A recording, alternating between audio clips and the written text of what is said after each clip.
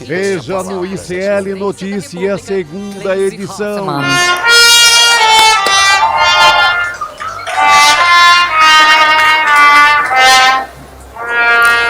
Dança das cadeiras. Novo ministro da Saúde toma posse, defende vacinas e ataca negacionistas. Sem vacina? Não! Com surto de sarampo nos Estados Unidos, pesquisadora defende vacinação obrigatória para americanos entrarem no Brasil. Já é hora do Brasil começar a pedir certificado de vacina para sarampo para qualquer norte-americano. Unidos contra Trump, a aliança liderada por Brasil derruba candidato dos Estados Unidos e emplaca novo secretário-geral da OEA. O ICL Notícias, segunda edição, está no ar.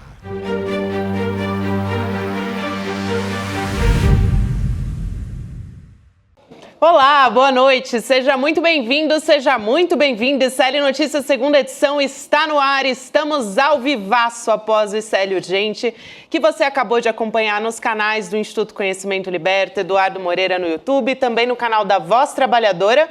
E boa noite para você que nos acompanha pela Pop TV no Rio Grande do Sul. Eu e Chico Sá já estamos a postos nessa mesa. O Rodrigo foi tomar uma água porque estava dando muita notícia agora, né, Chico Sá? Gabriela, uma bela estreia, Belíssima estreia. Rodrigo, a Laura Couto, eu acho que nasce uma estrela a partir de agora. Já faz alguns anos que já essa faz estrela algum nasceu, tempo, né? Mas agora muita gente está presenciando, agora né? brilhou de vez. Daqui a pouco o Rodrigo se junta a nós. Exato. Em meia hora. Enquanto isso, segue a vida e segue o noticiário. Segue o noticiário com muita notícia. Daqui a pouquinho, a Heloísa Vilela vai trazer notícias de Brasília pra gente.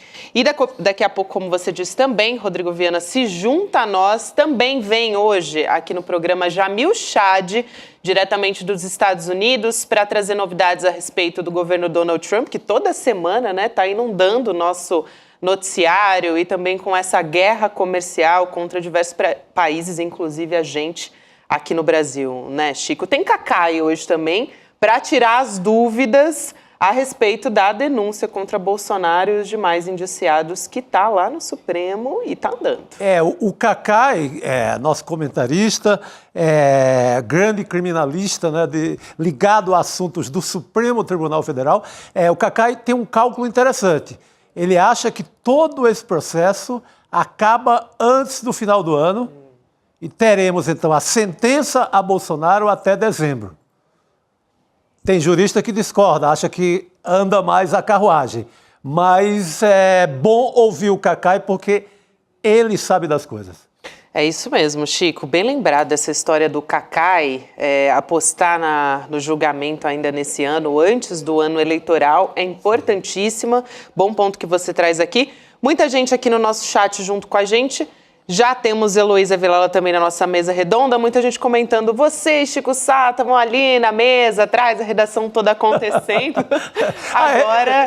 Eu fui ali ser um pouco pirata, pegar um pouco do brilho do novo programa, né? Porque começou muito quente, né? Muito bom. Eu vi as costas da Gabi, eu confesso que eu vi as costas da Gabi. Eu existo também de costas, Elo. A gente estava ali preparando o N2, todas as notícias e análises que a gente traz aqui, enquanto Laurinha e Rodrigo Viana estavam ali a todo vapor, né, Elô? Boa noite pra você, bem-vinda. Porque o ICL não para, né, Gabi? Boa noite, Chico, boa noite, Gabi. Vamos nós. Boa noite, Elô. Aliás, bom demais ter você com a gente já nesse início de programa, né? Porque Elô tá acompanhando esse dia bem movimentado lá em Brasília. Segunda-feira pós-carnaval, né, Chico? Mas o negócio ali voltou com tudo mesmo. Como nos velhos tempos, né? Dizia, a lenda dizia, acaba o carnaval, passa o último bloco, começa o ano. Pois é. Feliz Ano Novo, comunidade ICL. Feliz Ano Novo com troca de ministros e tudo que se tem direito de recado nos discursos, especulação também sobre o que vem por aí.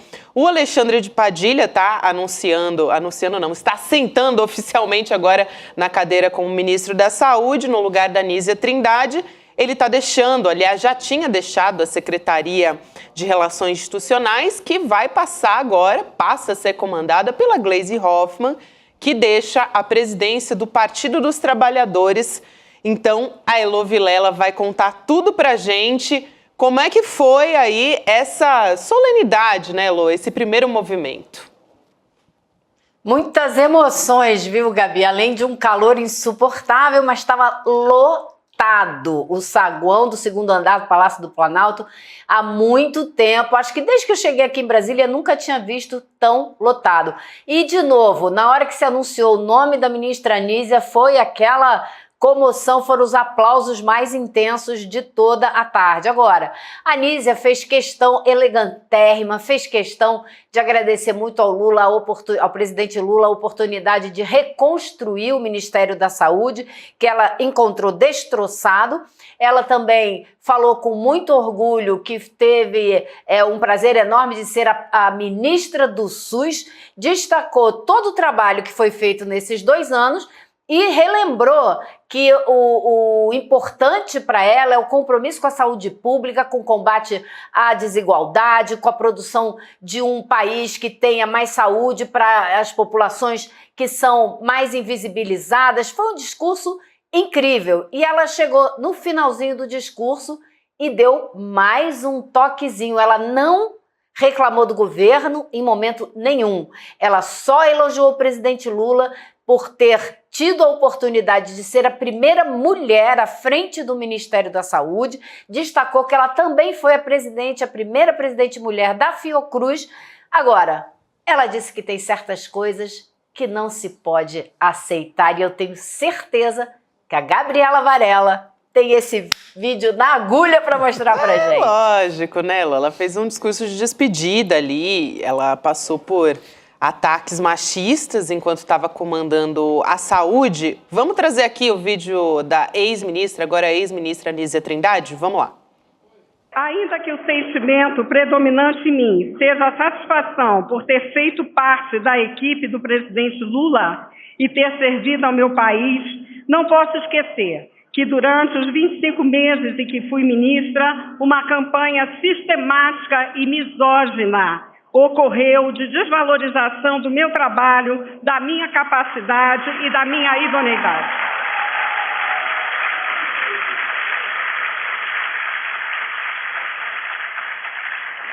Não é possível e não aceito, e acho que não devemos aceitar como natural o comportamento político dessa natureza. Podemos e devemos construir uma nova política baseada efetivamente no respeito, e destaco o respeito a nós mulheres e no diálogo em torno de propostas para melhorar a vida de nossa população.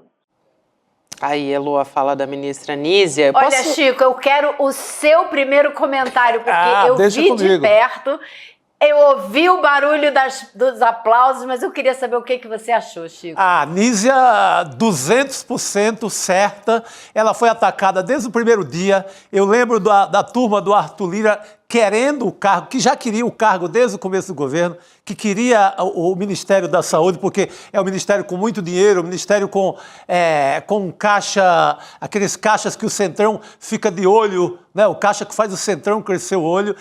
Houve esse ataque no Congresso, ataque em alguns setores, em menor parte, mas dentro da própria esquerda. A doutora Anísia tem toda a razão. Tudo que a gente viu ao longo desse tempo do mandato dela no Ministério. Só ataque. Só ataque. Agora, eu vou te dizer, Gabi, o governo não deixou ela sair por baixo. Assim, resolveu mudar? Resolveu mudar. Tem motivos políticos para essa mudança? Tem motivos políticos. Hoje a gente viu uma Anísia falar com mais força do que a gente viu em qualquer um dos 20 dias, dos 25 meses que ela esteve à frente do Ministério, porque não é o estilo dela, né? Mas hoje ela falou com muita veemência, com muita força, porque eu acho que esse processo da saída dela deve ter deixado a Anísia muito magoada, né, em algum nível, que ela não quis expor hoje. Ela quis agradecer a oportunidade, destacar o que foi feito, dar boa sorte para o Padilha, que, em princípio, é um amigo de muitos anos, né, já se conhecem há muito tempo, e agradeceu, sobretudo, a toda a equipe do Ministério da Saúde, que fez o trabalho que fez junto com ela. Ela jamais tomaria para si própria todo o crédito da reconstrução do SUS, da reconstrução da vacinação no Brasil. Isso é muito sério. Ela destacou muito as mortes da Covid, o negacionismo, coisa que o Padilha também citou, né? Então, a gente tem que lembrar de onde que ela veio e aonde que ela está deixando esse ministério e entregando para o sucessor, para uma área que foi profundamente atacada e destruída durante o governo negacionista de Jair Bolsonaro. É isso. Não, agora eu o acho ministério, né, Chico, que vai passar a ter outra cara, mas que foi reconstruído por uma Anísia que pegou terra arrasada, de fato. Exatamente isso que eu ia dizer, Gabi.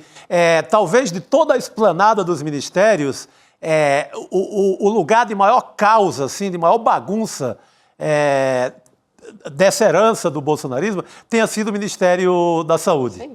E com coisas muito sérias, com coisas que levam à morte de crianças, como o calendário de vacinação totalmente atrasado. Ela repõe a ideia de vacina no Brasil, depois do desastre dos Pazuello da vida. Então, a obra dela é gigantesca.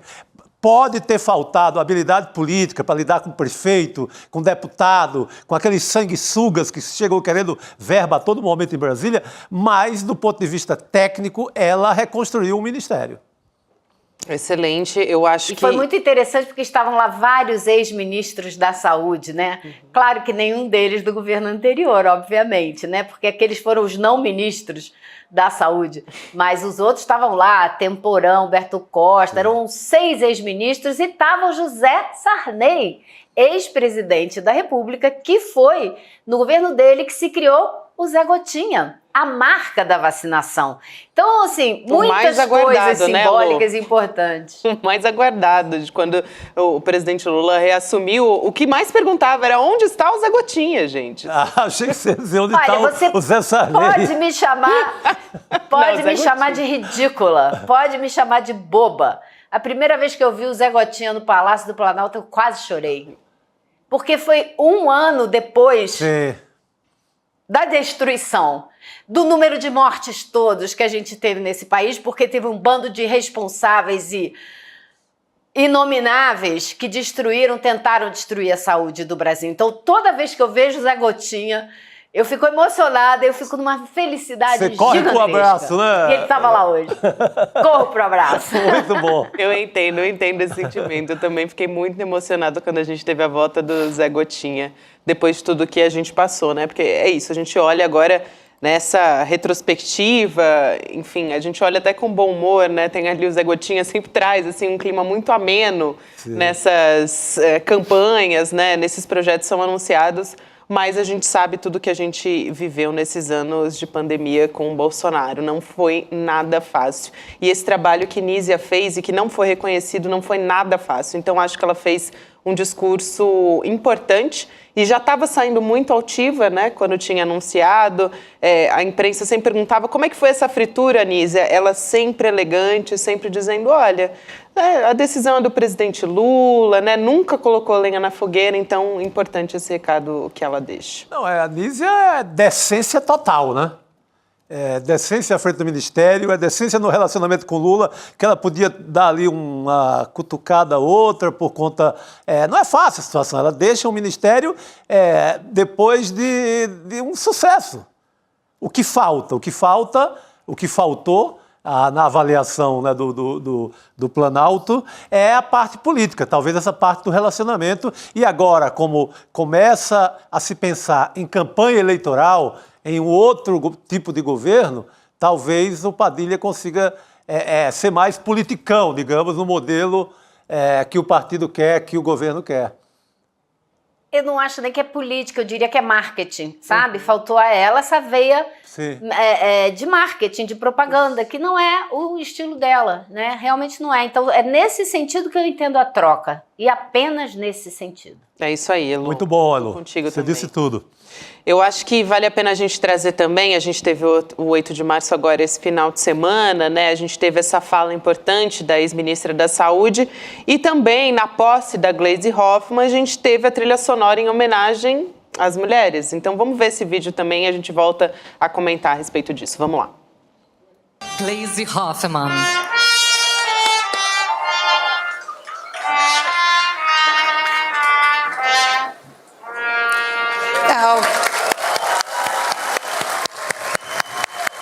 Obrigada, Fabiano, nosso trompetista. Muito obrigada. Olha só, o Elo, inclusive no final de semana na casa dela rolou uma discussão também, né? Tem muita política por trás dessa mudança, desse novo cargo que a ministra agora, a Gleisi Hoffmann, está assumindo, né? Com certeza. Bom, eu só queria destacar, Gabi, para quem não percebeu, para quem não acompanhou, né, e não ouviu, o povo lá cantou junto, Mulher Brasileira em Primeiro Lugar. Essa é a música que o trompetista tocou, então acho que é importante a gente explicar. Agora, o tema mulher foi um tema, assim, pontuado por todos os discursos, até pelo próprio Alexandre Padilha, que destacou as mulheres da vida dele, que muito o ensinaram, etc, etc. Então foi um tema que estava ali permeando todas as conversas. E quando tocou esse trompete, tinha uma senadora sentada ao meu lado que disse assim: muito bacana a homenagem, mas nós queremos cargo, nós queremos posição de poder, né? Porque eu acho que ela estava um pouco implicada com a saída da Anísia, inclusive. Então, ela deixou muito claro que é bacana homenagear, mas é bacana dividir os lugares de poder também. Mas vamos lá, na casa da Gleisi. Na casa da Gleisi aconteceu... lógico, para tudo, evidentemente. Então, na casa da Gleisi aconteceu... Gleisi, que até poucos minutos atrás era presidente do PT, agora é ministra do governo, fez uma reunião na casa dela para discutir a sucessão dela própria, né? Quem será o próximo presidente do PT e tudo. E aí o presidente Lula participou dessa conversa. E a mídia toda soube um pouquinho do que aconteceu ali. E aparentemente foi um quebra-pau danado, porque essa corrente majoritária, eu conversei hoje com uma pessoa que faz parte dessa corrente, não quer o Edinho Silva, que foi prefeito de Araraquara, que é aparentemente o escolhido do presidente Lula. Estava lá hoje, inclusive, na cerimônia. Muito requisitado pela imprensa, mas não chegou perto de ninguém para falar nada, porque eu acho que a hora dele é hora de ficar quieto para ver se não dá problema a sucessão da presidência do PT. Mas disse que foi um quebra-pau danado na reunião, na frente do presidente Lula, que foi algo assim bastante desagradável e que então o PT não está conseguindo assim fechar acordo, está bastante dividido com relação à sucessão da Gleisi Hoffmann. Mas, por outro lado, né, gente, isso não é novidade dentro do PT, vamos combinar? Existem correntes lá dentro muito firmes, muito distintas e que estão disputando o poder. O Edinho Silva não é do grupo da Gleisi Hoffmann, grupo esse que se recusa a entregar 2 cargos importantes. O da Secretaria do Tesouro, né, quem segura o cofre do PT, que a Gleide hoje tá lá nesse lugar, e que é o do grupo da Gleisi Hoffmann, e a parte de comunicação, que está com a turma do Tato. E eles querem manter essas 2 áreas. E Edinho já disse para um e outro que não vai ser rainha da Inglaterra, que se ele assumir a presidência do PT, ele vai trocar os cargos. Então estamos nesse imbróglio que precisa ser sanado o quanto antes melhor, porque o partido precisa se unir e se preparar para uma difícil campanha eleitoral que teremos pela frente. Ô Chico, eu queria até recomendar, né, na Folha de São Paulo, o Celso Rocha Barros fez ali um longo relato dos bastidores do que acontece, né, e de qual é o jogo de poder. Ele escreveu um livro uma biografia sobre o PT, Então é muito entendido desse assunto. O Celso conhece muito do partido, né? Só gostaria de lembrar que a música que o trompetista toca é do Benito de Paula, grande Benito de Paula. Isso. Patrimônio nacional. O PT, eu já cobri muitas disputas eleitorais internas, eu como repórter em vários jornais. Pegar 10 anos atrás, tinha cerca de 17 correntes, 17 grupos. Hoje é um pouco menos, que em período eleitoral se estapeiam para ver quem vai comandar o partido. Hoje está mais concentrado nessa turma Gleisi, Edinho, um pouco no Nordeste com Humberto Costa, que está na direção provisória. O Celso Rocha de Barros, articulista da Folha de São Paulo, ele traz o que eu creio que seja a real dessa guerra interna do PT. A Gleisi é levada para o Palácio exatamente para aliviar esse cenário de guerra dentro do partido. Sai a Gleisi, você já deixa ali uma porta, no caso, no entendimento de Lula, para o Edinho Silva assumir a direção do partido. Tem a ala do Nordeste, eu citei agora o Humberto Costa, que quer, inclusive, que o próprio Humberto possa continuar. Eu acho que o justo seria, pela densidade eleitoral, pela força política, assumir alguém do Nordeste. O Edinho é um grande cara, é um belo articulador, perdeu a eleição, a eleição que estava na mão em Araraquara, não tem densidade eleitoral. Se for por quem tem gente por trás, quem tem voto, deveria ser um presidente do Nordeste. É o PT do Nordeste hoje que faz festa na rua, é o PT que consegue colocar gente na rua para mobilização. Não vejo o PT do Sudeste com essa densidade eleitoral para estar no comando do partido. Aliás, só um parênteses aqui, antes de passar para Elô, quando ele perdeu a eleição, o Edinho lá em Araraquara, quando ele passou pela derrota, vários lugares assim, na imprensa já manchetavam o futuro presidente do PT. Assim, era neste nível, assim. Ele é tido como o favorito do presidente ali Lula. na articulação do Lula, na cabeça do Lula, ele é quase natural o presidente. Mas eu acho que se o partido quer ser forte de novo, tem que atender a uma sintonia eleitoral. Quem tem voto, quem faz festa na rua, quem bota aquela multidão vermelha na rua? O PT do Nordeste. Isso aí. Eu acho que seria simples. E a gente não sabe exatamente o que está na cabeça do presidente Lula, né? Porque a palavra dele tem muito peso, obviamente, dentro do partido, mas é o que você disse, a Gleisi indo para o ministério, para uma posição tão importante, né, não é um ministério qualquer, ela abre caminho, é como se ele já tivesse contemplado essa tendência do PT, esse grupo que a Gleisi representa. E aí seria possível que o Edinho ficasse, mais o PT do Norte e Nordeste está brigando muito para que não volte para São Paulo a direção do PT. Que eles têm que ter o direito também de ficar com essa direção. Então tem muita briga aí ainda pela frente para ver como que isso vai se desenhar. Bela disputa adiante. Vamos ver como é que vai se desenrolar essa história. Eu queria também mudar um pouquinho a pauta, puxar, de certa forma, para a saúde de novo, né, Elô? Mas também da relação do Brasil com os Estados Unidos, nesse caso em específico, porque a gente está falando do caso de um surto de sarampo que os estadunidenses estão enfrentando. A professora e pesquisadora da Fiocruz, a Margarete Dal Como, propôs uma vacinação obrigatória dos estadunidenses, né, que queiram vir para o Brasil. Isso porque lá, né, primeiro porque a Dal Como ela é especialista, ela é cientista, enfim, pesquisadora da Fundação Oswaldo Cruz e uma referência na área, no mundo inteiro. Então, ela falou que existe um movimento que até refletiu um pouco aqui durante o governo Bolsonaro, né, gente, que é aquela história de não quererem se vacinar. Então, é um negacionismo muito forte nos Estados Unidos e acabou culminando num surto de sarampo lá nos Estados Unidos. A gente tem 200 pessoas infectadas e 2 pessoas morreram.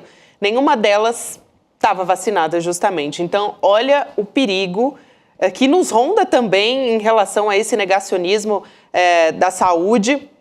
A última morte em relação ao sarampo, né? Morte por sarampo tinha acontecido em 2015 nos Estados Unidos, então 10 anos depois a gente está vendo alguma coisa tão grande como essa, né? Um surto de sarampo nos Estados Unidos como a gente está vendo agora, é só agora. E a gente teve um caso, né, de surto em 2019, com mais de 10 mil casos, mas agora a gente está vendo de novo surgir algo desse tamanho novamente. Então, Elo, eu queria te ouvir sobre isso, mas mais do ponto de vista de como isso pode afetar a nossa relação com os Estados Unidos, né, por conta, claro, do Donald Trump e dessa guerra comercial. Mas é muito importante, sim, que o Brasil esteja atento a tudo que está acontecendo, né? Eu vejo como uma medida correta esse alerta da Margareth. Eu também. Eu conversei rapidamente lá no Palácio com a Jandira Fegali, a deputada, que é médica, né? E ela me disse, olha, a Margareth Dalcoma é uma tremenda autoridade, ela está certíssima. Tem que pedir mesmo recibo de vacinação de sarampo para entrar no Brasil, porque senão eles vão trazer a doença para cá. Porque você corre risco, né, de contaminação aqui. E os Estados Unidos têm um agravante horroroso agora. Eles têm na Secretaria de Educação o Robert Kennedy Jr., que é um negacionista de primeira hora. Ele escreveu um artigo num jornal de saúde da infância, coisa de 10 anos, dizendo que vitamina A é que é bom para enfrentar o sarampo. Então, teve uma médica do Texas que estava tratando de uma pessoa quando ela disse, não, mas eu estou tomando vitamina, minha filha está tomando, eu acho que era criança, estou dando vitamina A, bastante vitamina A para ela, para não vai ter problema com esse sarampo, ela vai se recuperar. Aí a médica levou aquele susto e falou, nossa, se tem uma família fazendo isso, é porque tem mais. E começou a correr atrás, e realmente... Então, esse tipo de comportamento, esse cara foi alçado a ministro, é o cargo equivalente a ministro da Saúde dos Estados Unidos, o cara que negava a vacina da Covid, né, que trabalhou contra, dizia que ela tinha um monte de problemas e etc. Então, eu me lembro, quando eu estava nos Estados Unidos, eu cobri esse surto de sarampo em 2019, em 2 comunidades de Nova York, uma no Brooklyn, que era uma comunidade de judeus ortodoxos que se recusava a se vacinar e começaram a ter muito caso de sarampo, e uma outra comunidade no norte do estado. Então não é brincadeira. Então, se eles quiserem tratar isso como um caso de tomar vitamina A, eles que se cuidem e que tomem vitamina A, mas não devem trazer a doença para cá. Então tem que cobrar, sim, carteirinha de vacinação. Para em vários lugares do mundo, você só entra se você tiver tomado a vacina da febre amarela, porque o lugar tem foco de contaminação. Mesma coisa sarampo, você não vai trazer sarampo para cá, obrigada, não, deixa ele aí no seu país, entendeu? Eu acho que tá certa. A proposta dela tá muito correta. E vou mais uma vez bater nessa tecla, Chico, porque se dependesse do Jair Bolsonaro, cada um vacina se quiser. Gabi, a gente teve ameaça de volta do sarampo aqui na gestão do Pazuello, na gestão do Bolsonaro aqui no Brasil. A Argentina, Elo, tá com corre esse risco também no momento, pela mesma razão dos Estados Unidos. Desconfiança, descrença e campanha contra a vacinação. Então, se você abre aeroporto aí para chegar esse povo todo, o Brasil corre risco. É uma loucura, né? Como que isso virou uma pauta ideológica da extrema-direita? Mas o Kennedy Jr., ele diz, tudo bem, vacina pode até ajudar, mas é uma questão de escolha pessoal. Cada um vacina se quiser. E é óbvio, né, que não existe vacina que funcione se só 3 pessoas tomarem e o resto da população não tomar. Porque só com todo mundo imunizado é que você consegue barrar a doença. Então, assim... é um absurdo em cima do outro, né? Pais deixando de vacinar seus filhos, né? É um absurdo. Eu lembro aqui que a ditadura, a cruel ditadura brasileira não tinha isso. Inclusive era boa de vacinação nas escolas e tudo. Aí chega essa nova direita, ela vem com todos os males da ditadura militar e mais esse. Mais esse. Eu queria saber de onde eles trouxeram isso.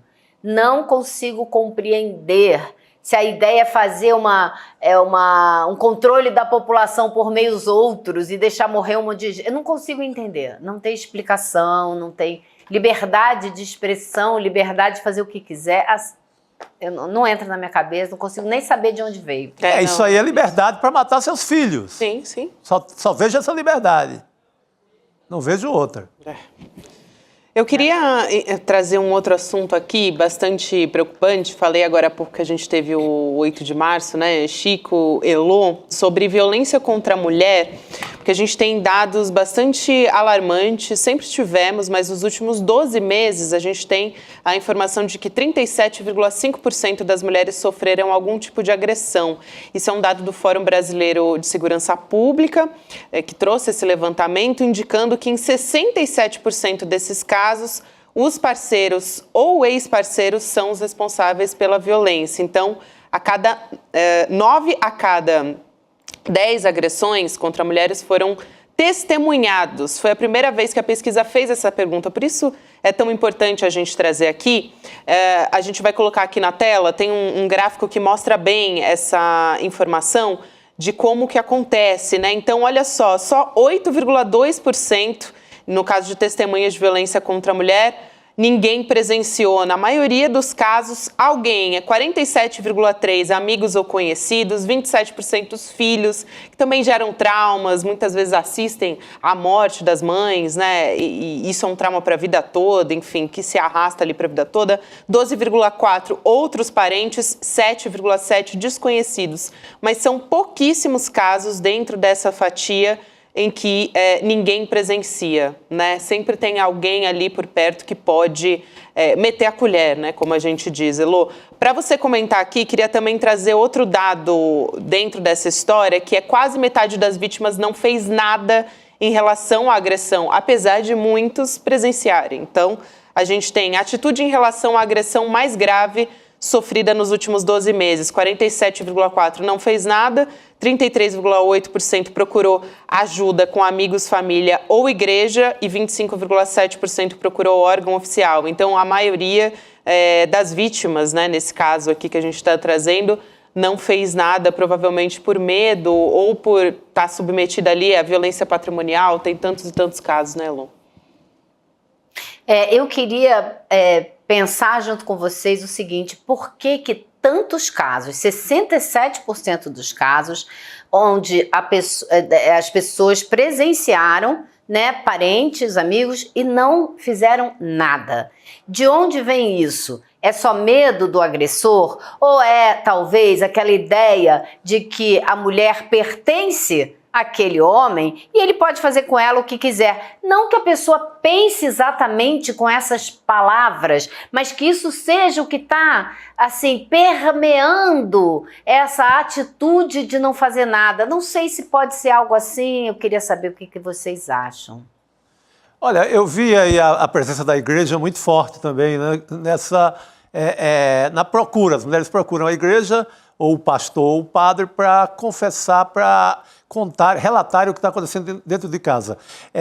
Eu vejo muitos relatos de padres, pastores, etc., segurando as possíveis denúncias. Isso é só um capítulo dentro dessa violência toda, mas também é grave.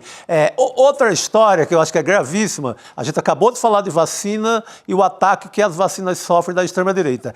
A Lei Maria da Penha e a própria Maria da Penha, como um personagem histórico que dá nome a essa lei, ela foi muito atacada de 2018 para cá. Pela extrema-direita. Pela extrema-direita. Do princípio do governo Bolsonaro até o fim, e depois continuou com os canais da extrema-direita. Você tem um canal chamado Brasil Paralelo que chega a tentar, em vídeos, filmes, etc., a desconstruir a história da Maria da Penha, contando que ela não foi vítima de nada, que o marido dela que é a vítima. Então, jogando na cabeça dos jovens, principalmente dos homens, uma ideia de que isso é mimimi. Isso assim, é uma devastação. Esse serviço sujo da extrema-direita causa tudo isso. Leva a maior número de violência, a maior ataque, principalmente ataque dos jovens que engolem essa ladainha desses canais da extrema-direita, e a gente vê essa história se perpetuando e não tendo uma solução até agora. E fazem exatamente isso, que é não reconhecer o papel importante que os homens têm também nessa briga, né? Sim. Reconhecer o papel da violência que é martelada desde que eles são pequenos, meninos e homens. Sim.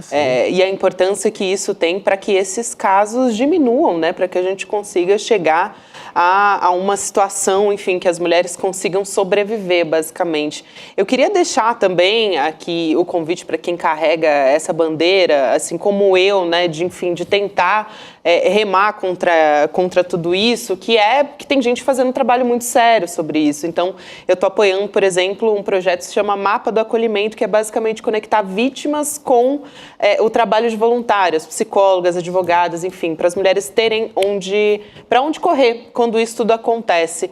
Então, dá para se voluntariar, enfim, para doar, para fazer parte de alguma maneira, e no meu perfil dá para ter mais informação sobre isso. Então, deixo aqui a recomendação no @GabiVarella, que é o meu perfil pessoal. Enfim, não dá para ficar esperando só o 8 de março para a gente falar sobre violência muito bom, contra tem que a ser mulher, o tempo inteiro. Então, deixo aqui o recado para todo mundo. Infelizmente, Elô, a gente tem que falar sobre isso. Não é assunto, inclusive, nem que as pessoas gostam de falar, né? Os homens não gostam. A gente vê que não é um assunto que dá nem audiência. Evita, as pessoas fogem, mudam de canal, né? fogem.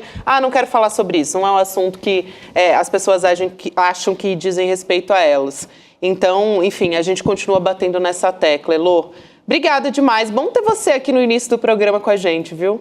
Excelente, chegou quente já com notícia de posse, muito bom. É isso aí.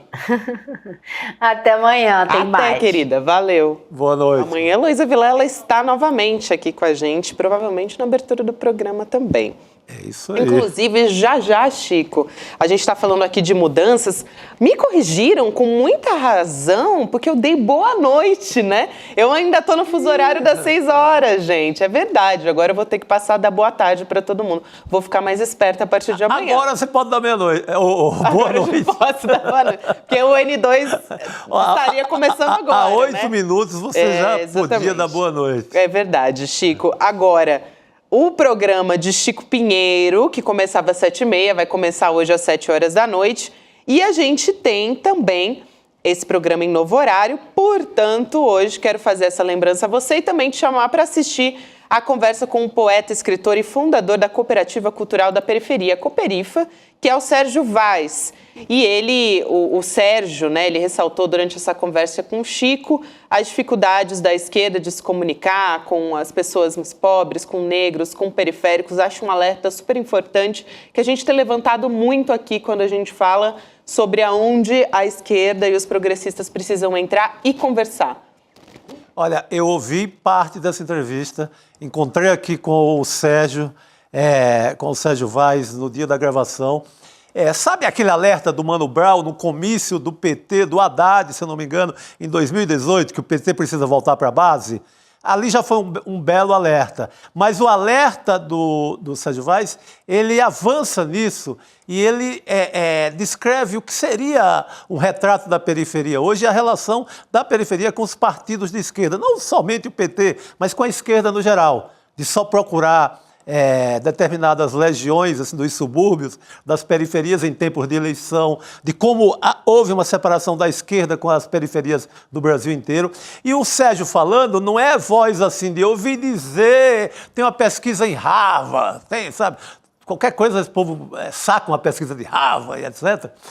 O Sérgio não, o Sérgio está lá, mora lá, conhece, faz um belo movimento social e ele, se eu fosse político de esquerda, eu não perderia um segundo. É uma aula. Super importante. Mas não precisa ser político de esquerda para ouvir o Sérgio Vaz e o Chico entrevista. Né? Baita aula. Vamos só porque eu creio que seja uma coisa... essa entrevista é relevante. Muito, muito mesmo, Chico. Importante esse alerta que você traz. Vamos assistir um trechinho dessa conversa. Vamos lá, bora. Tivesse que detectar uma dificuldade da esquerda hoje, ao qual eu respeito e acho que tem muita gente valorosa trabalhando, é entender que o povo negro e o povo periférico não quer ser mais comandado. Ninguém está afim de que lute por nós, não está afim que lute conosco. Você entendeu? É preciso entender hoje que o povo da periferia já tem seus filósofos, seus poetas, seus músicos, seus intelectuais, seus filósofos e etc, e etc, e etc. que é uma nação em ebulição, que precisa ser consultada. Parece que as lideranças de esquerda perderam a capacidade de dialogar, de se aproximar dessa base, não? Eu acho que é entendimento também, Chico, porque volta pra base. Fazer o que na base, mano? É da hora. É preciso entender o território. Né? É preciso... Já tem gente trabalhando que precisa de um apoio. Que precisa, olha, aquele ali é um quilombo, aquele ali é um circo bolivariano ali. Ali é um sarau de resistência. Ali isso. Então, eu preciso identificar isso aí, eu preciso conversar. Olha aí, então esse é um trechinho que a gente belo recado. Então, em novo horário agora, a partir das 7 horas da noite, a gente acompanha essa conversa completa. O Chico Pinheiro entrevista logo depois do ICL Notícias segunda edição. Agora também está em novo horário por conta do ICL Urgente, que começa às 5 da tarde, a gente vem às 5h30 e o Chico Pinheiro Entrevista começa às 7 horas da noite a partir de agora. Lembrando que também tem grupo do WhatsApp para você receber o link quando o programa estiver começando, icl.com.br/Chico. E a gente continua por aqui, vamos voltar a falar do ICL Urgente, a gente teve estreia aqui na casa e vamos ter Rodrigo Viana entre nós aqui para contar como é que foi essa história. Aliás, o Rodrigo já está entre nós, está abrindo a porta. O homem voltou. Pode abrir a porta e pode cumprimentar de novo, a gente já se viu, mas... A mesa é toda sua, Rodrigo. Gabi, agora um pouco mais, né, respirei um pouquinho. Sorrindo, porque a estreia foi boa, né? Parabéns, Valeu, Rodrigo. Gabi. Muito Obrigado. feliz de acompanhar. Bem-vindo Obrigado, de volta Gabi. à nossa mesa. E, Obrigado, bom, Chico. conta pra gente como é que foi, né? Porque o pessoal acompanhou, a gente acompanhou também. Mas nos bastidores foi correria hoje, hein? Muita correria, porque, bom, a ideia é essa mesmo, né? É. Então a gente fazer um programa que fica em cima das notícias da última hora. E 4 horas da tarde pintou a história dos mercados nos Estados Unidos despencando, né? Porque o Trump falou que o país pode entrar em recessão. Então a gente foi atualizando o programa assim na hora de entrar. Mas é isso que dá também a temperatura alta, que a ideia é essa mesmo, a gente trazer a notícia em cima da hora e depois o ICL Notícias segunda edição, né? Aqui o nosso N2, com um pouco mais de análise mesmo, né? Como a gente já fazia, mas cada vez mais com essa característica, né? Excelente. Você, Parabéns, Laura estreou cumprindo a missão que é dar essa temperatura. E obrigado, porque a gente até herdou uma audiência boa aí, viu? Foi boa, né? Continuamos. Agradecer a todo mundo que nos acompanhou aí. E é interessante isso, né? De puxar o horário do ICL para a tarde. Então a gente começa às 5 horas. Antes disso ainda tem o rolê, a reprise do rolê. Então vem reprise do rolê, ICL Urgente às 5 e o N2 às 5h30. E depois os programas Chico Pinheiro na segunda-feira, que vocês já acabaram de anunciar a entrevista com o Sérgio Vaz. Depois, às terças-feiras, amanhã, estreia o programa Precisamos Conversar, com a condução da Ju Baroni, e às quartas-feiras, o Provocação Histórica. Então, a gente puxa a nossa grade para a tarde, né? A gente já tinha a manhã consolidada, a gente tem a noite, e agora a gente começa um pouquinho mais cedo, avançando também para a tarde. Eu gostei muito, achei que o formato ficou legal, e a Laura Coach, uma parcerona aí ao vivo, né? Grande estreia. É uma maravilha. Traz jovialidade também para o programa. Bom, né, demais, jovialidade dinâmica também, nessa troca entre vocês, foi muito bacana, muita gente elogiando o formato aqui no chat, Rodrigo dando parabéns pela estreia. O pessoal acompanhou e elogiou bastante, gostou bastante. É bom, né, também esse retorno, né? Quem quiser sempre mandar os feedbacks aqui no nosso chat, a gente acompanha. É muito bom pra gente também saber como é que foi esse dia. Sim, e fazer ajustes, porque sempre você começa o programa, a gente fez vários pilotos, né, que são aqueles testes e tudo, no jargão aqui do jornalismo. O piloto é o programa que é um ensaio geral, né? Então a gente fez vários. Mas quando vai para o ar é diferente e a gente pode sempre melhorar, tem ajustes técnicos. Agora a nossa equipe técnica trabalhou muito bem também, porque é uma equipe, né, já está colocando no ar muitos programas. Então, eu acho que foi uma vitória. Eu me senti assim vitorioso de colocar o programa no ar com toda a equipe trabalhando junto, claro. Todos nós. Maravilha. Todos nós ganhamos. Parabéns. Com o ICL Urgente. Então, todo dia, 5 da tarde, pessoal. Isso aí. O pessoal está pedindo aqui, ICL 24 horas. Olha... ICL Sessão Coruja, ICL Madrugada. Eu vou ser o Goulart de Andrade, lembra? Quem entrava na madrugada? Eu vou ser o Goulart de Andrade do ICL. Que saudade do Goulart. Eu trabalhei com o Goulart de Andrade, hein? Sim. Pô, que bacana. O pessoal Tive essa pede sorte de pegar Goulart programa de esportes no período da tarde também. Tem sempre, né? Aguarde. Hoje eu tô com vontade de falar do Neymar, por exemplo. Né? Não dá pra vamos falar. Ai, olha, Rodrigo, só digo uma Não, coisa. falar porque se eu fosse santista, eu tava pé da vida com o Neymar, o cara é contratado, e no dia do jogo mais importante do semestre ele não joga. Não joga para se poupar para a CBF mais adiante. Mas chega de mesa redonda, o diretor já reclamou aí. Então vamos embora. O diretor é que manda, a gente só obedece, Mas vou dizer que eu, diferente dos santistas, não estou nem um pouco triste com essa informação, Rodrigo, que você trouxe aqui. Muito bem. Com todo respeito ao Chico Sá. Eu fico pelo resultado, pelo time, né? Com ou sem Neymar, quem tiver lá, eu sou o Santos. Mas bora, então, falar sobre Trump. Daqui a pouquinho a gente vai ter Jamil Chad com a gente diretamente dos Estados Unidos. A gente já traz a informação a respeito do Brasil junto com outros aliados, barrando a tentativa dos Estados Unidos de eleger um candidato da extrema-direita para a Organização dos Estados Americanos. Na semana passada a gente falava sobre essa mobilização que estava acontecendo ali entre os países, na contramão da política do governo Trump. Foi eleito para o cargo de secretário-geral o chanceler do Suriname, o Albert Randin. Então, mesmo com uma campanha que estava sendo impulsionada pelo Donald Trump e pelo Elon Musk também, o candidato deles, o chanceler do Paraguai, o Rubem Lescano, foi obrigado a desistir dessa história. Então, daqui a pouquinho, o Jamil Chad vem contar mais bastidores pra gente, mas o que a gente já vê é que é uma vitória da América Latina, né? Uma mobilização da América Latina, Rodrigo. Uma derrota do Trump, né? Uma derrota do Milei, que eram os dois que estavam bancando esse candidato paraguaio. Que vergonha, né, para o Milei, fazendo parte da América Latina. Mas ele está alinhado com o Trump. E uma vitória daqueles 4 que nós vimos na fotografia agora há pouco, principalmente, né? O Petro, se puder colocar a fotografia de novo, o Petro da Colômbia, né? O próprio Lula, os 4 presidentes. Isso, olha aí, ó. O novo presidente uruguaio, o Yamandu Orsi, que é o primeiro da foto, depois o Gustavo Petro da Colômbia, o Lula e o Boric, presidente do Chile. Então, a vitória desses 4 de centro-esquerda, de esquerda, mais de centro-esquerda, né, Chico? Não são governos, nenhum deles faz governos muito, assim, à esquerda. Então, esses 4 articularam e derrotaram o Trump na OEA. É importante. A OEA não fica como um instrumento tão escancaradamente na mão dos Estados Unidos. É uma reação política, né? Articulação.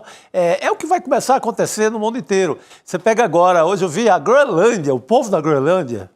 Assim, começou a Dinamarca fala, o governo da Dinamarca fala uma coisa, o Trump fala outra, e eles começaram a pensar, que tal se a gente for independente de verdade? Porque hoje eles são colônias da Dinamarca. Da Dinamarca. Então começa um movimento de independência. Ou seja, você mexe na história, né? Quando começa esse imperador maluco de um lado, os caras, opa, e que tal virarmos realmente uma Groenlândia independente? Um movimento que começou fortíssimo, com mobilizações lá. Então, quem achava que a história tinha acabado, como aquele senhor Fukuyama, né? É Fukuyama? Francis Fukuyama. Exatamente. Anunciou quando terminou a União Soviética, ele disse, acabou a história, agora o capitalismo é vitória eterna do depois da queda do muro 89, por aí, né? Mas eu acho assim, Gabi, não sei se você... Jamil está entre nós. Então chama, desculpa. Vamos chamar o Jamil para a nossa mesa redonda aqui. Eu queria ouvir também a avaliação dele, né, sobre essa união dos países latino-americanos contra a extrema-direita, contra a política de Donald Trump. Jamil, boa noite para você, bem-vindo. Boa noite para vocês todos aí, eu espero que estejam me escutando bem. Olha, talvez tenha aquele lema do MAGA, né? Make America Great Again. De repente, Chico, a gente podia utilizar nessa reunião de hoje para Make América Latina Great Again, né? Porque o que aconteceu foi justamente uma coalizão de centro e centro-esquerda, justamente se organizando, barrando um candidato que tinha ido lá beijar a mão de Donald Trump e de Elon Musk e deixando muito claro, ou pelo menos tentando impedir que a OEA se transforme num instrumento específico de Donald Trump. A gente sabe que a OEA já foi isso no passado em muitas ocasiões. E aí, o discurso da embaixadora brasileira, Maria Laura da Rocha, durante a eleição, durante a votação hoje, o discurso foi muito importante. Primeiro porque lembrou que a OEA já teve períodos extremamente complicados, quando defendia a democracia, mas esquecia de falar de tortura, de regimes ditatoriais, em nome daquela sombra do comunismo. Então esse é o primeiro ponto que ela cita. E o segundo, que ela diz que justamente a OEA ela acabou sendo politizada em muitos casos na América Latina. Claro, todos esses recados muito duros, muito diretos ao governo de Donald Trump, um governo que, claro, queria usar a OEA para instrumentalizar a sua própria política externa. Prova disso que quando o embaixador americano tomou a palavra para justamente se colocar, se posicionar, ele disse que a OEA teria de funcionar, olha só, para afastar os elementos malignos foi a palavra que ele utilizou, de fora da região. E aí, claro, uma referência à China. Ou seja, se um candidato de Donald Trump tivesse vencido, ele ia transformar, sim, a OEA num instrumento para tentar afastar a China da América Latina. O Chico falava das reações, né, Gabi? Das reações que vão acontecendo à política imperial do Donald Trump. Bom, os Estados Unidos já tinham política imperial antes, mas é uma nova maneira de fazer essa política imperial. A reação é mais a isso. E eu chamo a atenção, a gente destacou bastante também no ICL Urgente, a manifestação no México, né? Foi impressionante o que aconteceu no México, milhares de pessoas na rua, a presidenta mexicana Sheinbaum também mandou um belo recado, sem confrontar, né? Ela saiu assim como conciliadora, agradecendo, os Estados Unidos iam colocar tarifa, depois voltaram atrás, é uma vitória, mas ela mandou o recado, isso aqui é um país independente, isso aqui é um país que tem sua soberania e nós vamos negociar e respeitar todo mundo. Mas botou povo na rua, né? E aí mostra que o Trump vai ter dificuldade, que é povo na rua na Groenlândia, povo na rua no México e as articulações que acabaram derrotando o candidato dele na OEA também, Gabi. Aliás, Rodrigo, acho que tem tudo a ver com esse assunto, uma apuração do nosso Jamil Chad sobre a relação entre Brasil e China, na mira também do governo Trump. O tema está tomando muita força lá em Washington, de acordo com o Jamil, ele vai falar a respeito disso com a gente, mas isso por conta da proximidade, né, Jamil, do Lula com o Xi Jinping, preocupando o Donald Trump, ainda mais pelo fato de que o Brasil vai presidir o BRICS nesse ano. Então, isso também é bastante importante. Tem até os dados aqui, em 2025, o bloco econômico passa a representar 37% do PIB mundial e mais de 40% da população do planeta. Nessa quarta agora, aliás, as tarifas dos Estados Unidos sobre o aço brasileiro vão entrar em vigor e isso também deve movimentar essa relação, né, Jamil? Exato, Gabi. De fato, o que nós estamos vendo não é só uma reação de Donald Trump contra o socialismo ou contra qualquer tipo de orientação política, mas também uma tentativa do governo americano de colocar freios à expansão ou pelo menos à influência de outros países na região que ele considera que é dele, né? No caso, a América Latina. E aí, claro, nós vimos no Panamá uma reação extremamente dura, dizendo que ia tomar de volta o canal do Panamá, não por conta do canal em si, mas por conta da presença chinesa no canal. E aí, sobre o Brasil, e essa é a minha apuração que eu trago nessa coluna de hoje, é justamente para mostrar que dentro do governo americano e também nas conversas com o governo brasileiro, os representantes de Trump, os diplomatas de Trump têm dito de uma forma muito clara, não vamos aturar algum tipo de presença estratégica da China no Brasil. E que se isso acontecer, algum tipo de reação vai ter. A resposta do Brasil é uma resposta muito ponderada, é uma resposta dizendo, olha, primeiro, a China é o nosso grande parceiro comercial, não desde ontem, desde 2009, ou seja, já temos aí 15 ou 16 anos de uma parceria estratégica. Não só isso, o governo brasileiro insiste que não vê nenhum tipo de incoerência entre ter uma relação com a China e ter também uma relação com os Estados Unidos. O que, claro, a gente sabe que o que os americanos querem é exclusividade. E aí os americanos, numa reunião com o Brasil, eles disseram o que seria, vamos dizer assim, a linha vermelha deles. A partir daquele momento, se algo parecido acontecesse com o Brasil, eles tomariam algum tipo de atitude, que é o que aconteceu no Peru, quando no caso da China, construíram, os investidores chineses construíram um porto perto de Lima. Um porto que, segundo os americanos, tem o potencial de ter um uso também militar. Ou seja, uma preocupação com uma presença chinesa que a gente sabe que não é inocente a presença chinesa, não é nada disso. Obviamente a gente sabe que a China também tem os seus interesses estratégicos na América Latina, mas é curioso a reação dos americanos, porque a reação dos americanos não é vamos criar um projeto de prosperidade, não. Vamos criar um desenvolvimento econômico inacreditável, o fim das desigualdades e da pobreza na América Latina, não. A reação americana é, se vocês seguirem esse passo, esse ritmo de aproximação com a China, nós colocaremos multas, penalidades, sanções contra vocês. Ou seja, é obviamente uma agenda negativa, extremamente negativa. Só que os caras vão chegar muito tarde nessa reação do governo dos Estados Unidos. É tarde. Você vai lá, sei lá, vai para o interior do Ceará, você tem o maior parque de energia solar do mundo em andamento, lá numa cidade chamada Milagres, o nome é simbólico. De quem? Da China. Milagres? Milagres, no interior do Ceará, na região do Cariri. Você pensa em construção da ponte Salvador-Itaparica, quem vai fazer provavelmente a construtora chinesa. Você pensa no túnel Guarujá-Santos, talvez a maior obra de infraestrutura daqui por diante no Brasil, candidatíssima à empresa chinesa. A fábrica da Ford, que a Ford abandonou na Bahia, sim, né, fechando centenas de empregos e milhares indiretos, quem que ficou com a fábrica no lugar? Chineses. Então, talvez seja um pouco tarde. Rodrigo,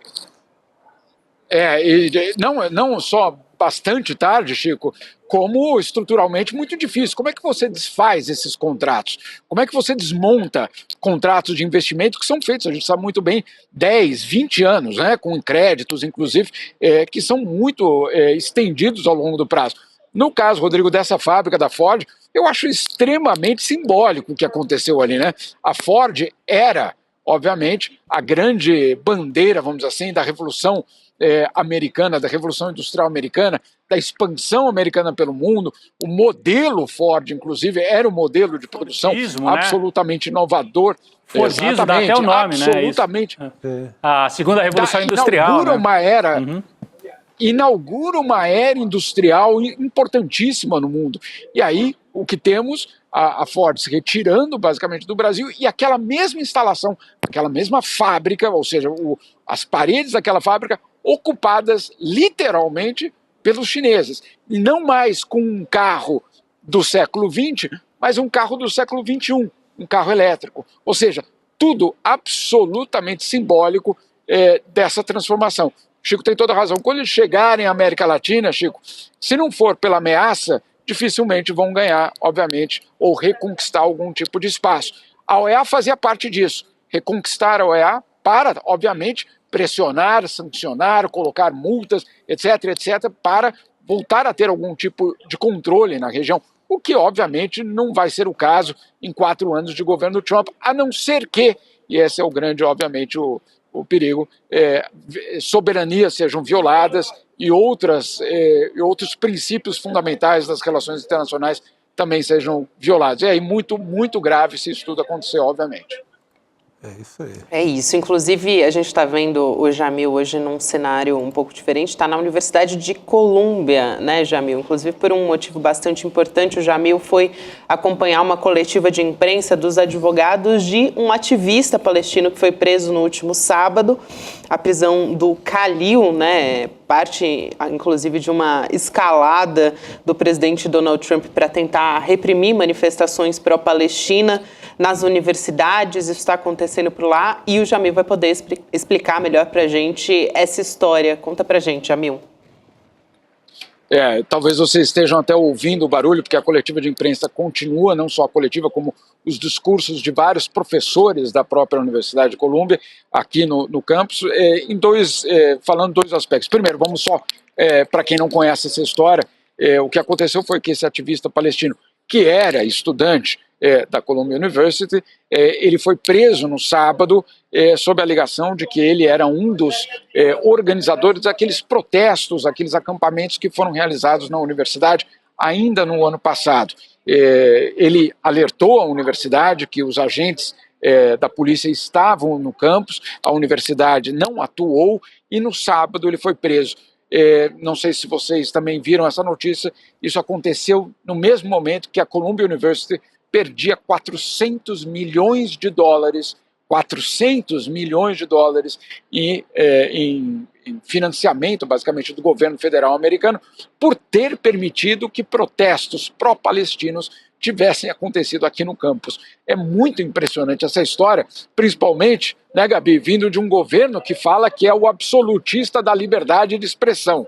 Né? O Elon Musk diz que ele é o absolutista da liberdade de expressão. Depende para quem, né, gente? A gente conhece essa história.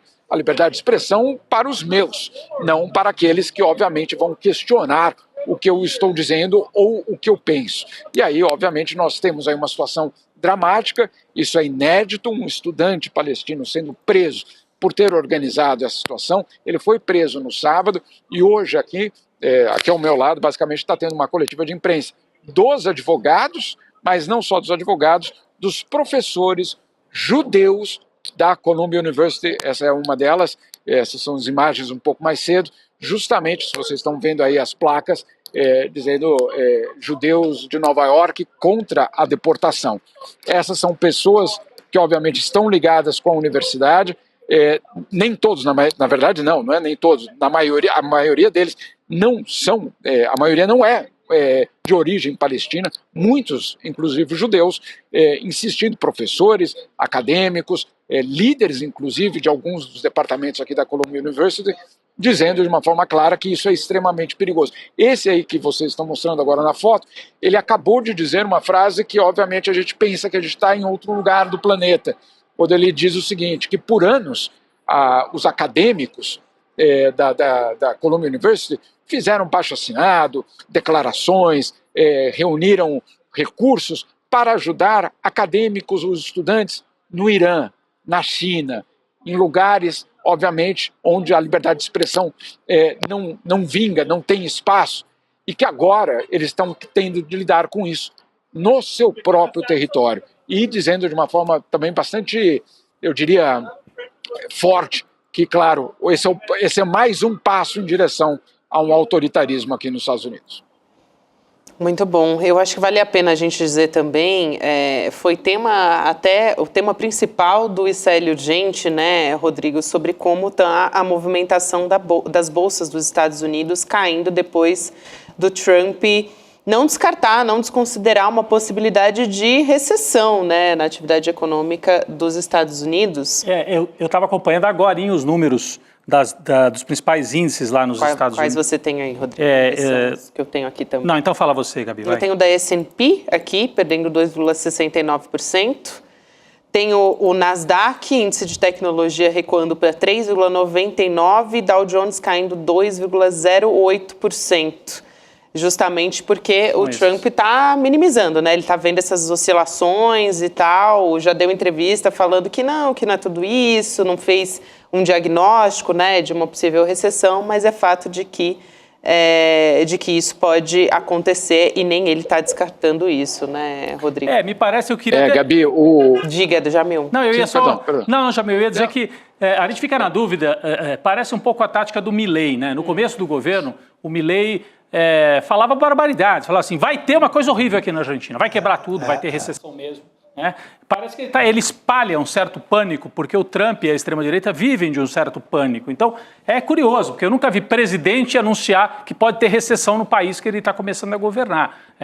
De qualquer maneira, é esse temor de recessão, mas eu queria ouvir o Jamil, que está lá, né? Tá sentindo a temperatura lá nos Estados Unidos. Esse temor de recessão fez as bolsas desabarem nos Estados Unidos, agora elas estão em queda com esses números que a Gabi está trazendo, por declarações do Trump. E aqui no Brasil tem reflexos também, mas diga, Jamil.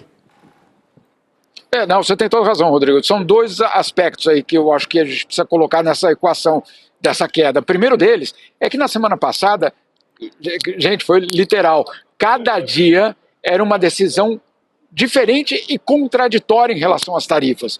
Então, num dos dias, Trump disse, chance zero de eu negociar com o México e com o Canadá. No dia seguinte, ele anuncia, fiz um acordo com o México, não vai ter mais a tarifa. Ele não diz, naquela declaração com o México, que naquela mesma negociação ele tinha feito um acordo também com o Canadá. Ou seja, não houve a tarifa.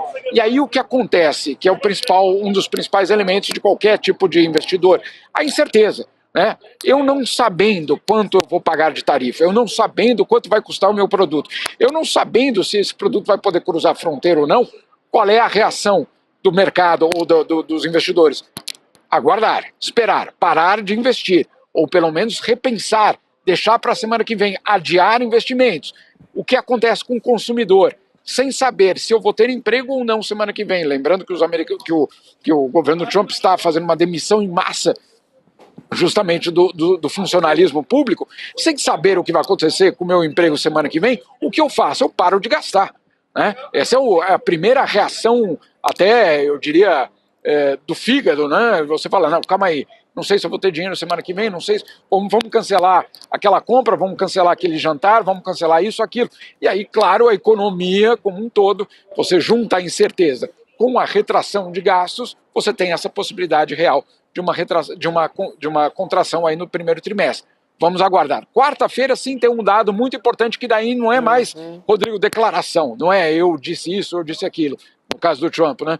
É o dado oficial da inflação do primeiro mês completo de Donald Trump no governo. E aí a gente vai tentar entender se, de fato, aquela promessa de campanha dele, de que nas primeiras 24 horas os preços de tudo iria cair, se isso foi cumprido. Há uma expectativa aí de quarta-feira, portanto, um dia bastante importante para o governo Trump, saber se aquela promessa de campanha dele, porque vamos lembrar, ele ganhou baseado no discurso econômico, no discurso de que vocês perderam poder de compra e sou eu que vou restabelecer o poder de compra. Vamos ver o que vem aí no primeiro mês dele. Porque pode vir recessão com inflação. Aí é o pior dos mundos, né? Porque as tarifas, né? Só para a gente ressaltar isso, estamos falando aí que o Trump anuncia a possibilidade de recessão, mas junto com a recessão, inflação, já que as tarifas, se ele sobe tarifa, os produtos ficam mais caros, né?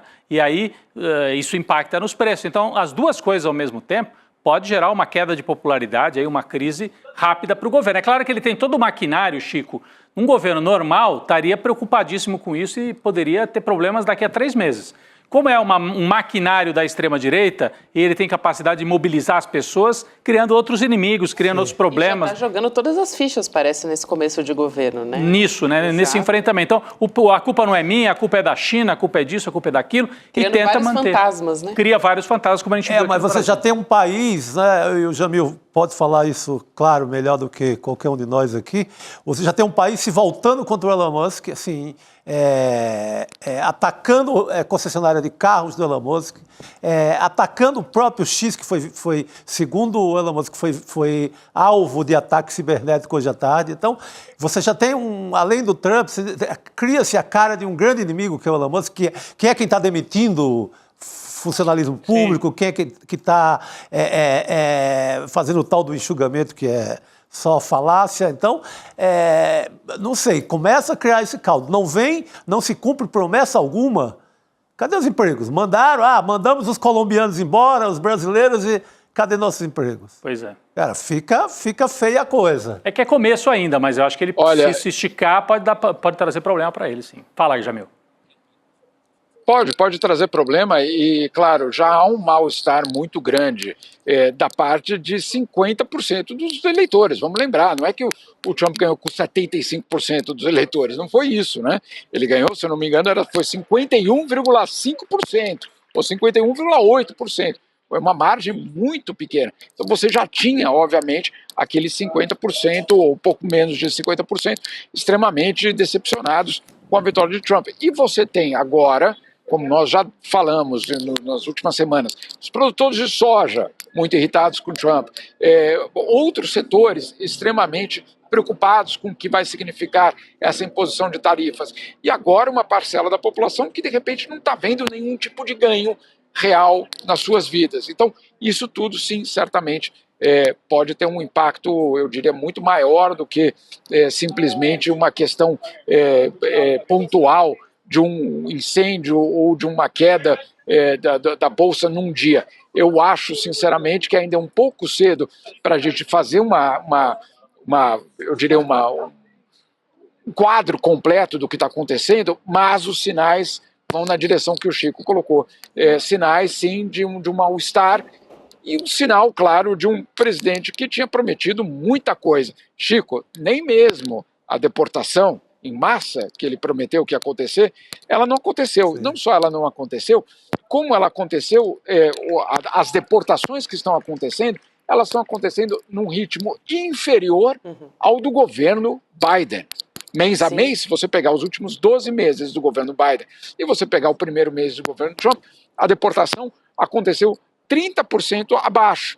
Agora, ela é feita com terror, ela é feita com muito medo, ela é feita com muita publicidade, justamente para instaurar o medo naqueles que têm visto e naqueles que não têm visto.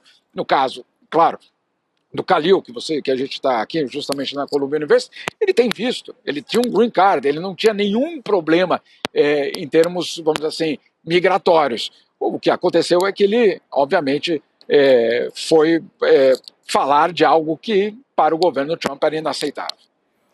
É isso, Jamil. Com muita gritaria também, né, do Donald Trump, vai continuar assim. A gente vai acompanhar essa semana também.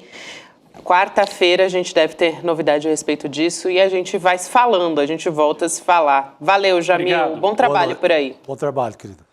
Boa noite para vocês todos. Boa noite. Gabi, só para completar, as bolsas da Europa também despencando, puxadas pela queda nos Estados Unidos. Eu estava acompanhando aqui. Os Estados Unidos você já trouxe queda em vários índices. Canadá também caindo 1,53%, México 2%, mas na Europa, Alemanha queda de 1,69%, França em queda, o mercado europeu, a Bolsa Europeia também 1,59%, então queda generalizada também nas bolsas da Europa por causa dessas manobras desastrosas do Trump. Muito bem, movimentações no dólar aqui também, né? A gente fechou acima de 5,85, né? R$ 5,85 aqui no Brasil, também em meio a todas essas movimentações de recessão.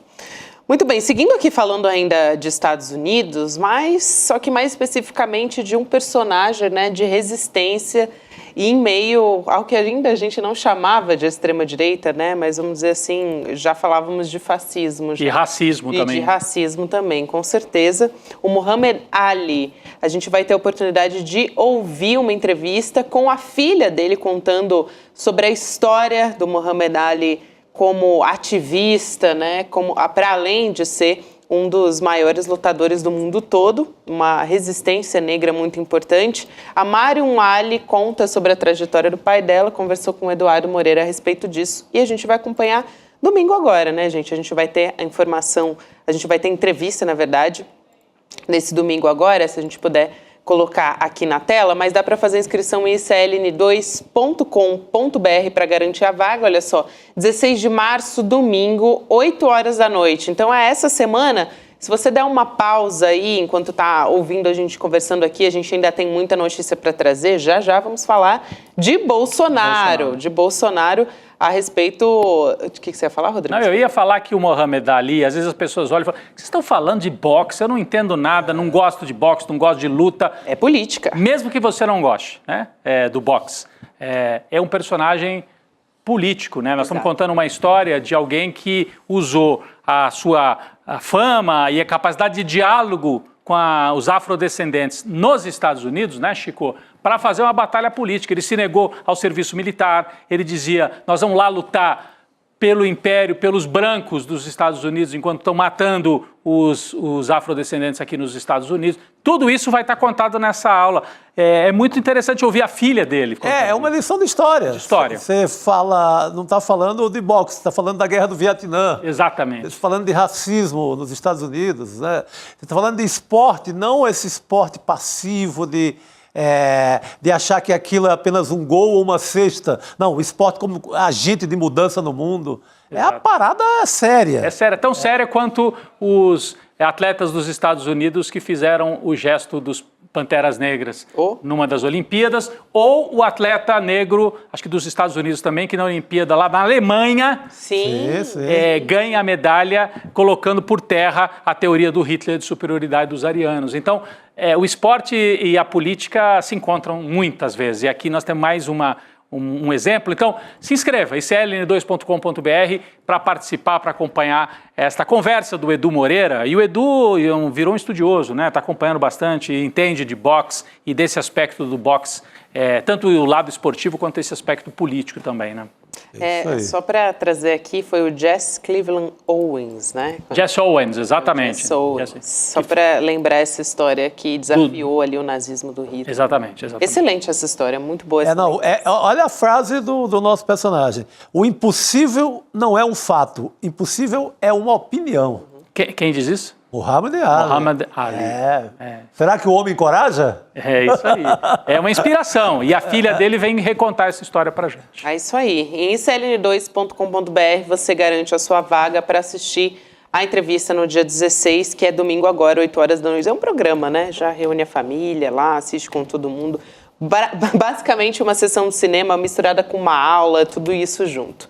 Muito bom pra gente poder acompanhar. Fica o recado, hein? Aí você para rapidinho, 2 segundos, coloca teu e-mail e já recebe aí a informação, o link para quando a gente começar aqui no domingo, né? Porque domingo a gente fica ali mais tranquilo em casa e já recebe o alerta. Vai começar, hein? Vai começar. Mas olha que legal, eu estava pensando aqui, o ICL, às vezes no meio do noticiário, você está assistindo um noticiário e entra assim, propaganda de cerveja, propaganda de não sei o quê, propaganda de carro. Aqui nós estamos fazendo, né, estamos chamando você, parando um pouquinho o programa para falar sobre o Muhammad Ali. Não é um produto. Não estamos falando de um produto. Não é bet. Não é bet, não é um produto. Para levar seu filho para a aposta. Então, é aula, né, gente? É uma aula, é uma reflexão. Então, estamos fazendo uma pausa aqui, estamos no noticiário, e vamos voltar para as notícias. Mas é uma pausa de outra ordem, né? Que mostra a diferença aqui do projeto. É isso. Nossa, acho muito boa essa sua ponderação aqui, para você continuar junto com a gente. Vamos seguir com o nosso noticiário também. A gente disse que ia falar sobre Bolsonaro, sobre a denúncia, né, contra o Bolsonaro no Supremo Tribunal Federal e também os outros acusados ali no golpe do 8 de janeiro. Quem vai conversar com a gente é o Cacai, porque na sexta-feira acabaram todos os prazos ali para as apresentações das defesas prévias, né? Não das defesas prévias dos acusados pela PGR. Cacai, boa noite para você. Agora a gente quer saber quanto tempo que isso tudo deve levar, né? Como é que vai ser a partir de agora? Boa noite, Gabi, Rodrigo, meu querido Chico. Olha, tem muita divergência em relação a isso. Eu tenho uma visão de que esse processo será julgado muito rapidamente. Eu acho que até setembro nós já teremos o julgamento definitivo desse processo. E vou explicar por quê. Quando foi apresentada a denúncia, que demorou 2 anos, mas que veio, eu disse que o que aconteceria seria o ministro Alexandre iria imediatamente fazer notificação para essa defesa prévia, porque, veja bem, o processo não começou ainda. Só inicia processo, eles só viram réus depois de recebida a denúncia, que é um ato formal de recebimento, para então iniciar a instrução do processo. E eu disse, dentro de 20 dias, estaremos aptos a estar já falando à Procuradoria, porque são 15 dias que cada um, claro, os advogados brigaram para aumentar, mas o regimento é expresso, 15 dias. O Alexandre determinou no mesmo dia a intimação, foi feita imediatamente. Na sexta-feira, todo mundo já apresentou a defesa prévia. O ministro Alexandre deu 5 dias para o procurador-geral. Ou seja, na segunda-feira que vem, nós já estaremos no momento em que o ministro Alexandre vai pedir para o presidente da turma para colocar em pauta o recebimento da denúncia, que poderá ser feito nessa próxima semana ou na outra. Recebi a denúncia, que no meu ponto de vista será recebida à unanimidade, em uma única sessão. Eu vou dizer por quê, as pessoas têm que entender. Tem muita gente dizendo, deveria ser no plenário. Deveria, eu também acho que deveria, mas agora não dá para ser. Não dá para ser por quê? Porque o regimento desde 2023 diz que o julgamento é pela turma. E nós já temos 381 pessoas condenadas pelas turmas. Não dá para agora pegar um processo e tirar da turma e ir para o plenário. Se os ministros quiserem, eles vão fazer. Vão dar margem a ter vários pedidos de nulidade dos processos que já foram feitos. Então, dentro de 15, 20 dias, nós estaremos aptos a ver o julgamento, que deverá ser numa única tarde, do recebimento das denúncias. Recebida a denúncia, qual é o próprio procedimento? Eu vou ser bem óbvio aqui para quem não tem formação jurídica. E é bom que as pessoas entendam isso. Recebida a denúncia, vai haver uma citação, aí sim, para fazer uma defesa já como réus. O processo já iniciado, é o começo da instrução. É claro, você vai ter... mas agora vão ter 300 testemunhas, isso vai demorar muito tempo. Não, Desde o mensalão, mudou-se a sistemática, a metodologia. Antigamente, os ministros, na minha época, que eu advoguei muito para ministro Supremo, para presidente da República e tal, os ministros ouviam as pessoas. Hoje não. As testemunhas são ouvidas por carta de ordem para os juízes federais. Então, o ministro Alexandre vai dar 30 dias para ouvir todas as testemunhas. E elas serão ouvidas em 30 dias. Ou seja, quando for para o final de maio, nós estaremos já na fase de quê? A pedido, é claro, cada defesa vai apresentar várias nulidades, preliminares e tal. Gente, é bom que a gente saiba que essas preliminares, na sua grande maioria, já foram julgadas pela mesma turma, pelos mesmos fatos, Chico, em 381 pessoas condenadas. Sim. Então não adianta falar, mas agora não tem competência do Supremo, já está decidido. Mas agora não tem competência da primeira turma, já está decidido. Porque isso já foi decidido para os demais, não pode haver privilégio. Não, mas acontece que o ministro Alexandre tem que se dar por impedido porque houve ameaça de morte. Opa! Quer dizer, então, que quem escolhe quem vai ser o julgador é o réu, é o indiciado, ameaça o Alexandre, eles tiram ele. Aí distribui para o Gilmar. Opa, o Gilmar também é meio danado, tira ele. E vai tirando até chegar em alguém que eles acham mais simpático. Não é assim que funciona o processo penal. As maneiras de impedimento e suspeição são fixadas anteriormente. Não pode ser o réu que vai escolher. Aí tem outra novidade. Não, vamos impedir Flávio Bolsonaro, o Flávio Dino e o Cristiano Zanin. O ministro Flávio Dino já disse, não, eu me acho absolutamente apto a julgar. Então, esse processo poderá estar instruído, deverá estar instruído ainda nesse semestre. Depois é colocar para julgar numa sessão. O ideal seria que fosse do pleno? Sim, se todos os demais tivessem sido julgados no pleno. Eu sempre fui favorável ao julgamento em processo originário no pleno, com os advogados tendo direito à tribuna, ampla defesa e tudo mais. Mas não se pode mudar no meio do jogo. Esse é o mesmo. Os fatos, o que se tem que entender, Gabi, não falo isso com pretensão, não. Falo com experiência de advogado criminal, que advoga no Supremo há 40 anos. O que se tem que entender é que essas teses já foram quase todas decididas. Eu, por exemplo, estão decidindo agora, mas deveria ser primeira instância. Isso já está decidido. O Supremo Tribunal mudou a jurisprudência há muito pouco tempo atrás para entender o quê? Para entender que, mesmo saindo do cargo, o processo continua sendo julgado para aquele tribunal que era o competente à época do cargo. Eu devo registrar que sou contrário ao foro de prerrogativa. Acho que num país republicano não pode haver, sistema republicano não pode haver foro de prerrogativa. Mas em havendo, tem que ter regras. Por exemplo, eu fui advogado de um senador. Ele era julgado, ele era investigado no Supremo Tribunal Federal. Aí ele ganhou o governo do Estado, passou a ser julgado no STJ, o processo foi para o STJ. Aí ficou 8 anos, 8 anos, dois governos de Estado. Aí ele saiu do governo para poder candidatar ao Senado. O processo foi para a primeira instância. Isso aí é um caldo de cultura para prescrição. Sim. Você fica indo para um lugar para o outro.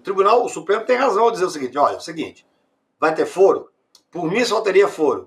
Presidente da República, presidente do Senado, presidente do Congresso,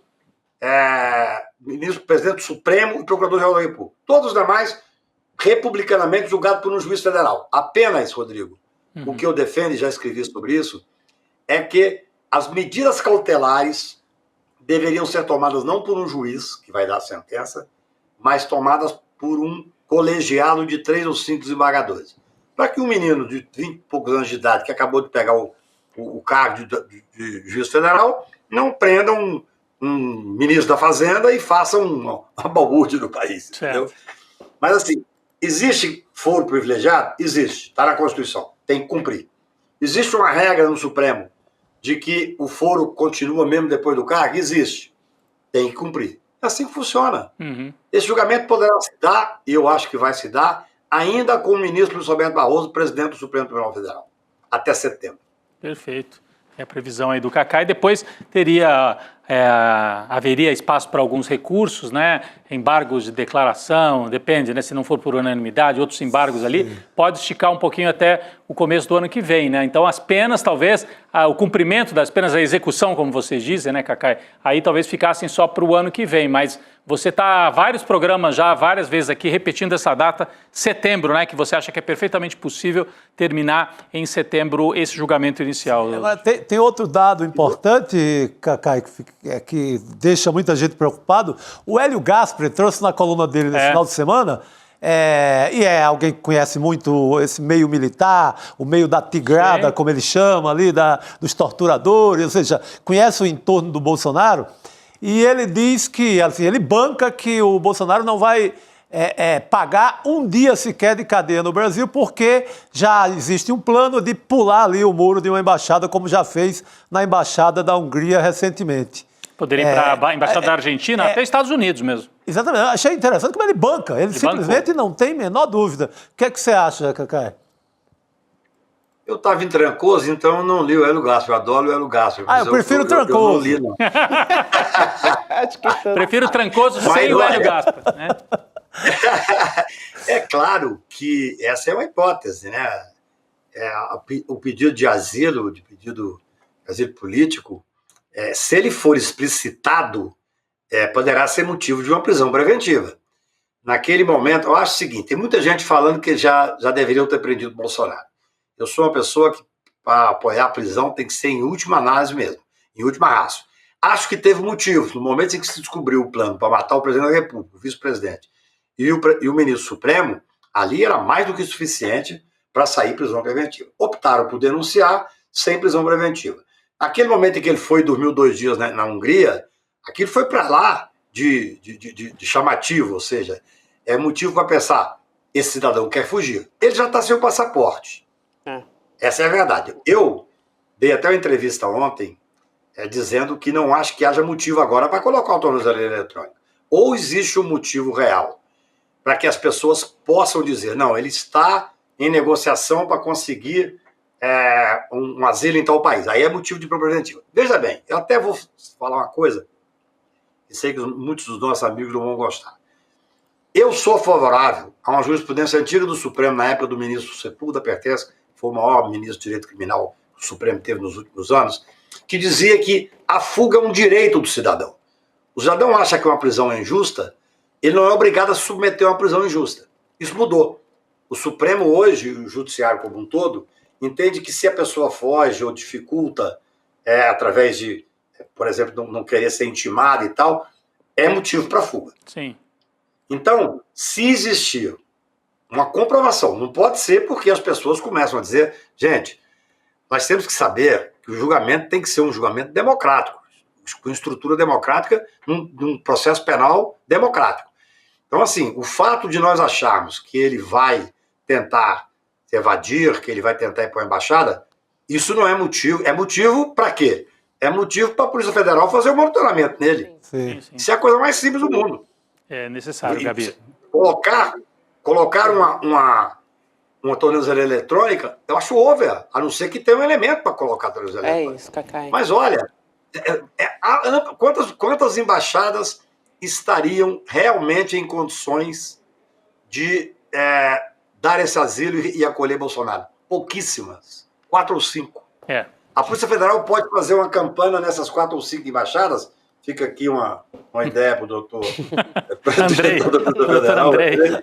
Pode fazer uma campanha. E aí sim, se estranhamente ele chega lá, para ir, a não ser que seja uma festa na embaixada feita e programada e tal, aí você poderia dizer o seguinte, não, há um fato concreto. Nós temos que manter a tranquilidade, nós temos que julgar esse processo com a rapidez que eu acho que vai ser julgado, dando todo o direito de defesa que está sendo dado. É normal, o advogado tem o direito de dizer o seguinte, não, mas não devia estar no Supremo. Tá bom, é um direito do advogado pensar isso. O Supremo acha que deveria. Já disse em vários casos. Sim. Mas o Alexandre tem que dar por impedido. Não tem que dar por impedido, não. Não depende do cara que está sendo investigado. Perfeito, Cacai. Então a regra é essa. Eu acho que teve momentos em que dava para fazer a prisão, teve. nesse momento não há um fato novo que justifique. É isso. Obrigada demais, Cacai. Bom demais ter você aqui com a gente. Um abraço e até uma próxima. Obrigado, Cacai. Boa noite, querido. Grande, abraço para os três. Obrigado. E a gente vai indo nessa, né? Programa de Chico Pinheiro agora, Chico Pinheiro Entrevista. A gente vai acompanhar Sérgio Vaz nessa entrevista agora do Cooperifa. Vai ser uma verdadeira aula a partir de agora. Vale e amanhã a gente está de volta, inclusive à tarde agora a gente começa às 5 e no N2 às 5h30, né? Exatamente, eu estou no ar com o ICL Urgente às 5 e o N2 às 5h30. Bora nessa, vamos estar a postos. Boa noite para todo mundo, até amanhã. Boa noite. Obrigado. Olá! Em 1942, nascia nos Estados Unidos um menino que foi batizado com o nome de Cassius Marcellus Clay Jr. Ele viria a se tornar, anos mais tarde, um dos maiores mitos, uma verdadeira lenda do boxe mundial. Cassius Clay, depois com o nome de Muhammad Ali, que se converteu ao islamismo, foi tricampeão mundial de boxe. Mas ele foi banido do boxe, foi preso e perdeu dinheiro. Perdeu prestígio para muita gente, simplesmente porque se recusou a fazer parte das tropas norte-americanas que foram lutar no Vietnã. Ele dizia que havia coisas mais importantes a resolver no seu próprio país e que não iria atacar nações pobres do outro lado do mundo. Ele acreditava no seu sonho, ele tinha um desejo. Muhammad Ali, uma figura gigantesca, vai ter sua história contada aqui no ICL, por nada mais, nada menos do que a filha, Marion Ali, que agora está conosco para contar essa história. Você não pode perder, domingo 16 de março, a partir das 8 da noite, uma apresentação gratuita pelo YouTube, nos canais do ICL Notícias e Eduardo Moreira.